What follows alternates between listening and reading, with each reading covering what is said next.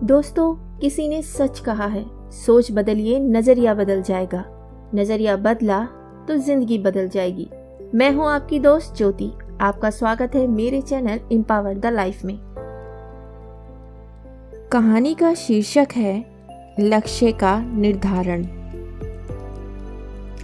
एक राजा को कोई संतान नहीं थी। वह बूढ़ा हो चुका था और उसे राज्य के लिए एक योग्य उत्तराधिकारी की चिंता सताने लगी थी।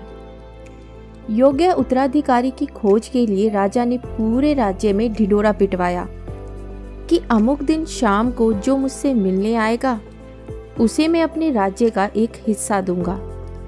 राजा के इस निर्णय से राज्य के प्रधानमंत्री ने रोष जताते हुए राजा से कहा, महाराज, आपसे मिलने तो बहुत से लोग आएंगे और यदि सभी को उनका भाग देंगे तो राज्य के टुकड़े टुकड़े हो जाएंगे।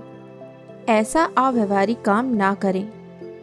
राजा ने प्रधानमंत्री को आश्वस्त करते हुए कहा, प्रधानमंत्री जी, आप चिंता ना करें, देखते रहें क्या होता है। निश्चित दिन जब सबको मिलना था, राजमहल के बगीचे में राजा ने एक विशाल मेले का आयोजन किया। मेले में नाच गाने और शराब की महफिल जमी थी।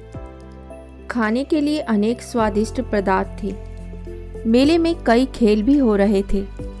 राजा से मिलने आने वाले कितने ही लोग नाच गाने में अटक गए, कितने ही सुरा सुंदरी में, कितने ही आश्चर्यजनक खेलों में मशगूल हो गए तथा कितने ही खाने पीने घूमने फिरने के आनंद में डूब गए।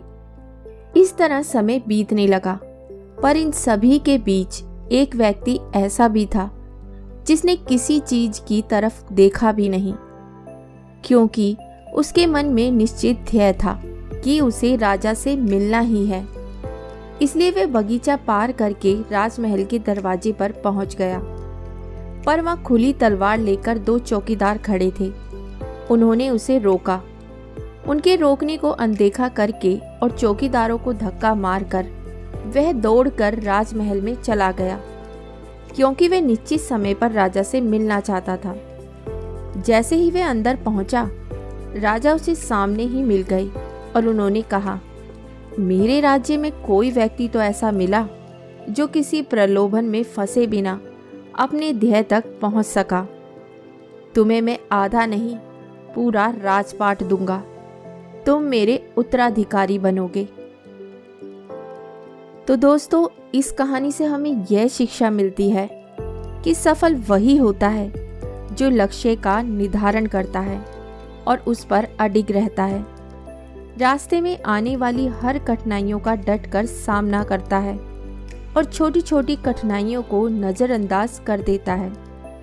हम में से बहुत से लोग सोचते तो हैं, हमें यह करना है, हमें वह करना है, लेकिन कुछ समय बाद हम अपने लक्ष्य से हट जाते हैं। रास्ते में आने वाली छोटी छोटी कठिनाइयों से परेशान होकर, घबराकर हम अपने लक्ष्य से पीछे हट जाते हैं। अगर आप अपने जीवन में जीत हासिल करना चाहते हैं तो अपने लक्ष्य पर अडिग रहें और रास्ते में आने वाली सभी कठिनाइयों का डटकर सामना करें।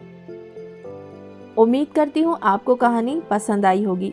तो बहुत जल्द मिलती हूँ एक कहानी और नई सोच के साथ। तब तक हंसते रहिए, मुस्कुराते रहिए और अपना ख्याल रखिए।